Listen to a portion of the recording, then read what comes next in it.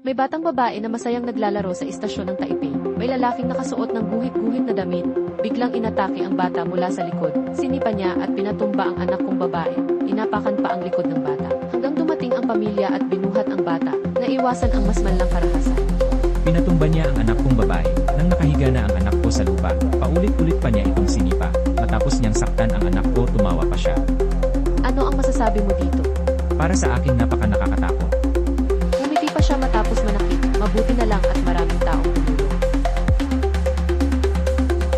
May mga mabubuting taong tumulong doon, tinulungan nila kaming tumawag ng pulis, at tumawag din sila ng ambulansya. Isang pamilyang Pilipino ang dumating magpapahinga sana. Ngunit nakasalubong ang lalaking 40 anyos inatake ang kanilang 3 taong gulang na anak.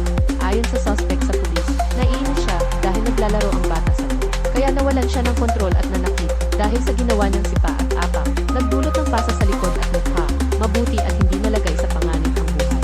Natukoy ng pulis ang suspect na si Lee. May kapareho siyang kaso kumakailan. Sa pagkakataong ito inaresto siya agad. Naniniwala ang pulis na maaari siyang umulit at humiling ng detention at low contact. Maganda ang Taiwan, ang insidenteng ito, hindi nito maapektuhan ang pagbabalik namin. Alam namin karamihan sa mga Taiwanese ay mababait. Isa pa rin itong magandang destinasyon.